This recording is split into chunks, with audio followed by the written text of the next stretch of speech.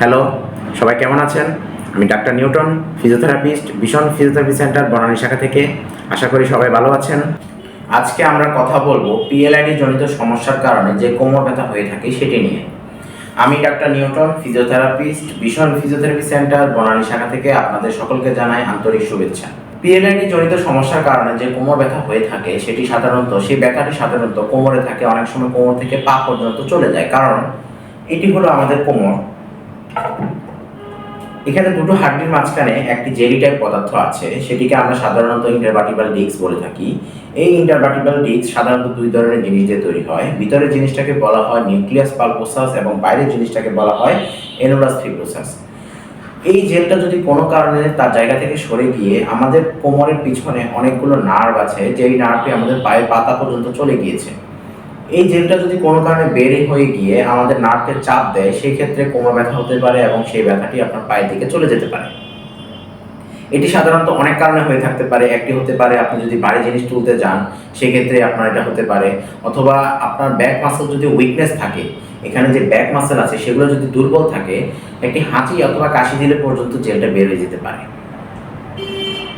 অথবা যারা দীর্ঘক্ষণ ধরে বসে চেয়ারে কাজ করেন, কম্পিউটারের সামনে কাজ করেন, দীর্ঘক্ষণ বসে থাকেন, তাদেরও অনেক সময় ডিস্কটা বাল্জ হয়ে গিয়ে আপনার এই নার্ভে চাপ দিতে পারে। এই পিএলআইডি জনিত সমস্যা অনেকভাবেই নিরাময় করা যায়।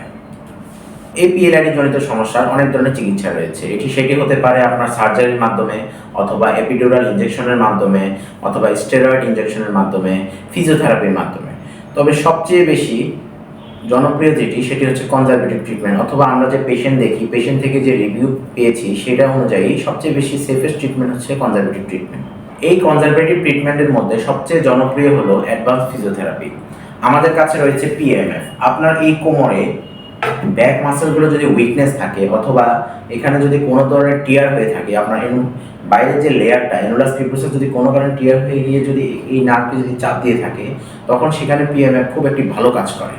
যখনই পিএমএফ দেওয়া হয়, পিএমএফ অর্থাৎ হচ্ছে পালস ইলেকট্রোম্যাগনেটিক ফিল্ড থেরাপি, যখন পিএমএফ দেওয়া হয় সেখানে একটি ম্যাগনেটিক ফিল্ড তৈরি হয় এবং আপনার যে মাসেলগুলো আছে, যে সফট টিস্যুগুলো আছে, সেগুলোকে সে স্টিমুলেট করে। এতে আপনার রক্ত চলাচল বেড়ে যায় এবং সেই মাসেলগুলো শক্তিশালী হয়ে যায়। আর যদি এখানে যদি কোনো কারণে অ্যানুলাস ফিব্রোসাস যদি ছিঁড়ে যায়, সেটিকে সে রিপেয়ার করে দেয়।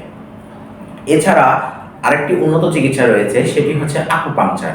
আপনার যে কোমর ব্যথাটা পায়ের পাতা পর্যন্ত চলে গিয়েছে, সেটি হচ্ছে নার্ভের চাপের কারণে। তো এই নার্ভটা তো আমাদের পায়ের পাতা পর্যন্ত বিস্তৃত।